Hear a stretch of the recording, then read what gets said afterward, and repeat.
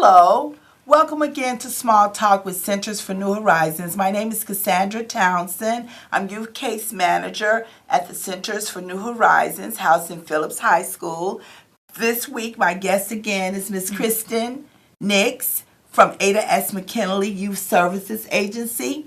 Today, we're going to talk about healthy eating patterns and how that impacts the community of African Americans. Before I start, I'm going to just give a list of situations that discuss the impact that unhealthy eating can have on your body and your overall health. It plays a role in developing mental diseases, just other health issues.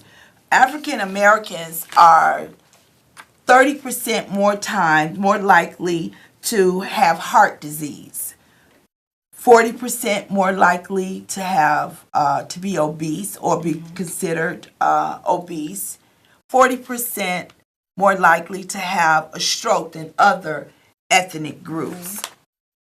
I today would like to again speak on some of these issues and how they impact African Americans. And Ms. Nix today is going to discuss various methods of healthy eating tips she's going to give us, and we will appreciate that.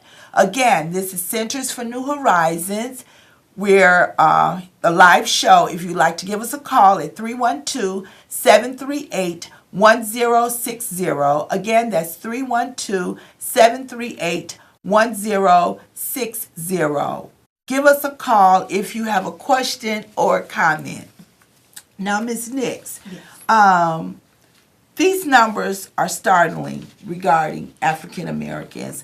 I have not even addressed the issue that the impact it has on our children, but on our adults. What do you think are some of the causes of these disparities in health issues for African Americans? You know, in my research and findings, it's access to adequate health care. Okay. A lot of African Americans are not referred to specialists as some other ethnicities are. They're not referred as much to specialists. Also, just having access not only to adequate health care, but just awareness and education on healthy food choices. It's generational choices that have been passed down on, different types of foods that we've encompassed into our everyday diet. That is, at this point, it's killing us. And we're passing these learned behaviors down to our children. And, just these learned behaviors, in which they are learned behaviors. You have to be, kind of willing and open and receptive to actually changing the behaviors and foods that you choose to eat. So. Let's talk about this diabetes. That's alarming numbers for diabetes. 60% of African Americans are more likely to suffer from diabetes. We are more likely to have an amputation as it relates to diabetes. Diabetes is a large killer of African Americans. So we're going to talk about that. Strokes. The 35 to 44-year-olds have the highest number of strokes. So the high blood pressure. Again, you talked about the disparities in eating and how we have the learned behaviors relating to our diet. Some of the foods that our parents have passed, and I'm not saying we all ate and we all survived, but some of those factors are affecting us. The high salt contents. I think some of the things that we need to do is start to make sure we try and cook healthier. Absolutely. And as well as reading the labels. And when we shop, we want to be able to shop economically, but we also want to eat more healthy. I've had people tell me, well, I really can't afford to eat properly. I have had people tell me that. So how do you feel? Do you feel that cost is a factor as it applies to eating properly? Well, that's a very good question. Okay. I actually am probably in the minority on this. I do not believe it is a matter of cost. I believe it is a matter of convenience. Okay. We quickly, and of course I'm absolutely guilty of this myself, we are very quick to go to the drive-thru or come in the store. We just want to grab something quick to eat, and instead of us heading to the produce section and grabbing those apples that are already cut for us in a bag, or they're packaged with caramel or peanut butter or what have you. Instead of us grabbing that, we go straight to the cashier section or the snack section and get our chips and cakes and things of that nature. And again, I don't necessarily blame people for that because in a lot of our predominantly African American neighborhoods, that's what you see at the corner stores and the convenience stores. You see rows and rows of chips and cookies and candies. However, there are bananas in there too. There are apples and oranges. And I agree. It really does come down to making that conscious decision. Do I want to eat to live, or do I want to live to eat? You just have to make a good decision about that. Just 1 second. We are Centers for New Horizons, located at 4150 South King Drive, Chicago, Illinois, 60653. Our website is www.cnh.org. Our phone number is 773-373-5700. Again, that phone number is 773-373-5700. One of the things that also in the research that Ms. Nix provided, and we had an earlier discussion, was that we talked about several times during the day that we can look at different healthy eating points. Absolutely. Okay, so I want you, if you can, to just kind of discuss with us the healthy eating tips throughout the day. There, you provided information on AM healthy eating, noon healthy eating, and even late night healthy eating. Absolutely. And that's where I think a lot of us get into trouble with the late night because I'm guilty of going to Baskin and Robbins, getting a pint of strawberry and black walnut ice cream. Wow. And the whole time I'm eating, Cassandra, you should be eating an apple. Feeling guilty, but you're still indulging. Exactly. So please, let's elaborate, let's start out on the healthy eating. Let's talk about the morning. I did some research and found some fantastic tips on Prevention Magazine's website about just different things that you can try throughout the day, even just from the very beginning of your day. Okay, good. Just when you get up in the morning, having orange juice with calcium. Okay. Calcium really helps the bones, and it actually helps to combat high blood pressure as well as osteoporosis, in which there are an alarming amount of African Americans who suffer from osteoporosis. Okay. And just making sure that you drink a glass of water after you brush your teeth. Okay. It's recommended 8 glasses a day, so that's a perfect time to go ahead and get that started. Okay. And even once you get to work, take an apple to work and just sit it on your desk. We tend to, you're sitting there working or what have you, and you want to reach for something, and a lot of times it's not that we're even hungry. Right. It's just out of habit. You just want to snack on something. So just having an apple sitting on your desk, or maybe having some nuts such as cashews or peanuts. They're full of healthy monosaturated fats, vitamin E, which are, that's very good for you. So just having that to eat, and of course you want to watch your portions. I think that's another thing that we have to do throughout the day, and just focusing on that can really help to combat some of the issues that we have with poor eating habits. Okay. And just recognizing that it's imperative to watch your portions too. Okay. Even with the healthy snacks that you eat. Well, I know two things that you mentioned that I'm grateful or I appreciate the information. You talked about the orange juice with calcium. Yes. I usually overlook that. I don't think about having calcium. When you associate calcium, you think about calcium in your milk. Right. So think about those individuals that are lactose intolerant. Exactly. So the calcium in the orange juice will supplement for the milk. Exactly. So I appreciate that information. Absolutely. Thank you. You mentioned drinking the water. Right.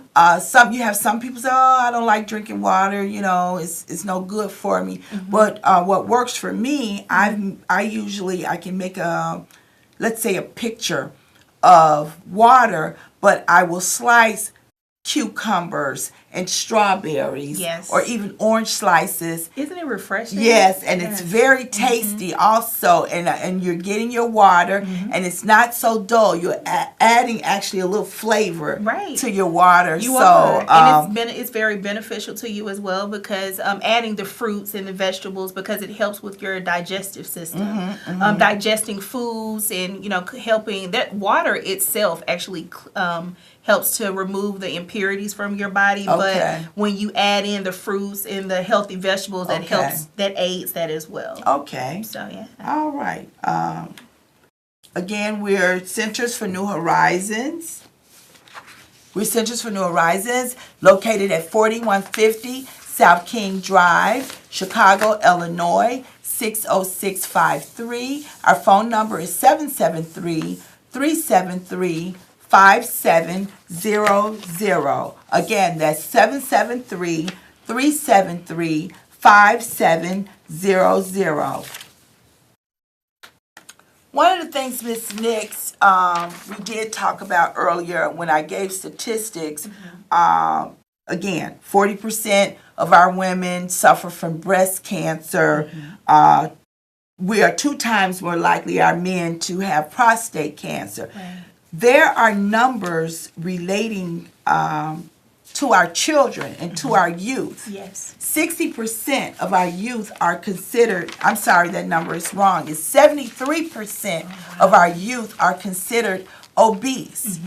Now, one of the things I contribute that to, when children, I think, lack outside activities. Absolutely. There were times when, the girls, we always jumped rope. Yes. The boys were always out playing ball. Right.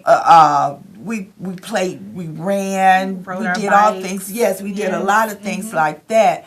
But for some reason, in this age of technology, our youth have gotten away from doing actual physical activities. And that's one of the things that I would like to encourage our young people to increase those activities. Absolutely. Start teaching the young girls how to jump rope. They don't even know how to jump rope. I can't remember the last time I rode through a neighborhood and saw kids outside playing. They're not jumping rope. I agree. Yeah. So I would like to see more encouragement of outside activities for the youth. Another thing, what do you think about the menus in the schools? How do you feel, has that improved? Can there be more improvement? How do you feel about that? I think that it has improved from, now granted, I don't spend a lot of time in a lot of, primary, grammar, high schools. Okay. However, being that I work as a social service worker in a Head Start. I see that they do put a very conscious effort, very concerted effort into providing healthy food choices for the children. They're not allowed to have the cakes and the cookies. They're not even allowed to have juice. It's simply milk or water. So I definitely think that has changed, certainly from when I was in high school and in elementary school and things. We definitely had our pick of the, potato chips and French fries and lots of starches and sugary food. Good, but not healthy. It's very good. I agree. Yes, it's good, but not healthy. Yes, it's good to you, but not always good for you. Okay. Or maybe vice versa. All right. However, I do think that there can still be more improvements. I think that focusing on maybe having more vegetables or different fruits. Just exposing children to things that they may not normally eat at home. Okay. Just having a variety of choices, not just that one thing for the lunch or one thing for the snack. Just giving them some choices so they know that there's more than just that typical orange or apple or banana. Okay, yeah. And you can have some fun with the oranges and the bananas. That's true. Sometimes you can add a little flavor. You can put peanut butter on or make some of those. You can make smoothies, and those are very healthy choices as opposed to the high sugar content drinks and sodas and so forth. Another thing I like to point out, I think it's critical that we start to read the labels and study exactly what the sugar content is in a particular product. What are the carbohydrates in a product? Because some of these things are high calorie but low nutritional value. I see, Miss Nix, we have a caller. All right. Hello, caller. Hi. I have a question. I just wanted to know, what advice would you guys give to people who don't usually have access to healthy grocery stores in their neighborhood? Because in a lot of these neighborhoods, there are the convenience stores with the junk food. And oh, God, that's an excellent question. It is. Very good question. One of the things I'm going to suggest, this may be on the long term, but again, we've been talking about you have to speak with your local elected officials and tell them we need healthier choices or better grocery stores in our communities. Go into these grocery stores, speak with some of the owners or managers and let them know you would like to see more fresh vegetables or better looking vegetables in their stores. But again, the elected officials are the ones that can actually lobby to get these stores built in your communities. I know over in Inglewood, there's been an increase in some of the stores. We have the Food for Less over there. I believe there's been a Whole Foods that was built over in the Inglewood area. In Bronzeville, we have Mariano's now. So some of these, all of this comes through your local officials actually going out and having someone speak on behalf of the community that we need these in our communities. And also, like I said, go and see those owners of those stores. And if you're not pleased or satisfied with the quality of the merchandise, it's okay to tell them you're not pleased. You're a shopper. Why should you have to go, far away to do your shopping? You want healthy choices in your neighborhoods and in your communities. Right, and I will say that although those are absolutely fantastic points, as you should lobby to have those choices as convenient as the potato chips and the snacks are. However, don't be afraid to venture out of your neighborhood if you absolutely have to until those changes come about to invest in your health, because your health you only get one life, one body. So, the same way we venture out to go purchase clothing or cars or what have you, it's just as important to invest into the foods that you put into your body. Yes, I appreciate that call. That was an excellent thank you so much. question. Again, this is Centers for New Horizons. Our address is 4150 South King Drive, Chicago, Illinois, 60653. Our phone number is 773-373-5700.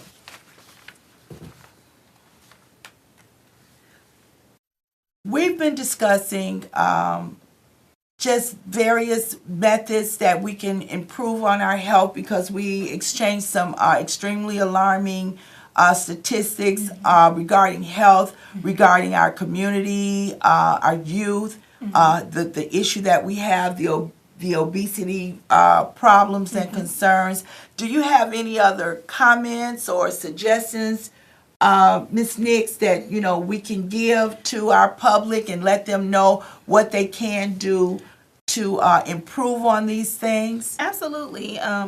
Again, in my research, I found that the American Heart Association, they not only suggest diet changes or slight modifications. They also, I found some lifestyle recommendations as well. Just also watching your calories and your portions and making sure that you're moving. I love the fact that in Chicago, there's so much access to public transportation in so many places that's in walking distance. I mean, just in my neighborhood alone, I could easily walk to the grocery store or, walk to a park. So I'm very fortunate that, we have access to things of that nature. Everybody can't afford a gym membership. Right. But you can, walk in your neighborhood or ride a bike. You can rent bikes downtown. I was just going to say that. Yeah, that's an excellent suggestion. Definitely aiming for a minimum of 150 minutes of moderate physical activity each week is a great start.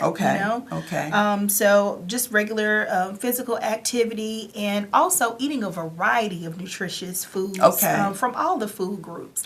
Just making, maybe not have 2 scoops of mashed potatoes, maybe just 1, or maybe or maybe have an extra scoop of those vegetables that are slightly cooked. Keep them crisp, don't cook them to their dead. I agree, and I agree with that. Absolutely. So just making conscious decisions about the foods that you eat. And as I said earlier, when we were talking about the convenience of the snacks, there are also convenient produce. Of course. There's convenient produce, convenient healthy snacks such as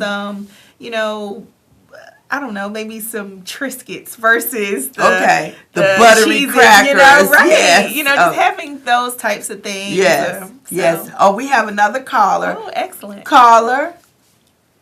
Hi. Hello. So I know that you guys are talking about healthy eating. Yes. So a lot of times when I'm looking online for like tips and suggestions, some of the foods are a little expensive. So I just kind of wanted to know your intake on meal prepping and meal prepping on a budget. That's a good question. That is a good question. You want to? I know you talked about meal prepping earlier. I did. I think it comes down to some of the food choices or choices that you're making for your meals as you're meal prepping. Just maybe purchasing things that are within your budget. Like chicken or vegetables, frozen vegetables are just as healthy as fresh vegetables. Exactly. When they freeze frozen vegetables, they freeze them peak season. So sometimes, again, they're fresher than the actual fresh produce that's in your section when you go to the grocery store when they're in season. So just choosing, economical choices, bulk vegetables, bulk poultry, chicken or turkey, and maybe not as many starches or carbohydrates, and just focusing on proteins and healthy vegetables when you're meal prepping. That's good. Thank you, caller, for that. We are going to wrap up, Ms. Nix. But again, I wanted to thank you again for coming this week. It's a pleasure working with you. Again, we're Centers for New Horizons. We're at 4150 South King Drive, Chicago, Illinois, 60653. Our phone number is 773-373-5700. Again, we want you, Chicago, to think healthy, try to practice healthy. Watch your salt intake, watch your sugar intake, and I think that you're on your way to a healthier lifestyle. Absolutely. And thank you again, Ms. Nix. Thank you. All right.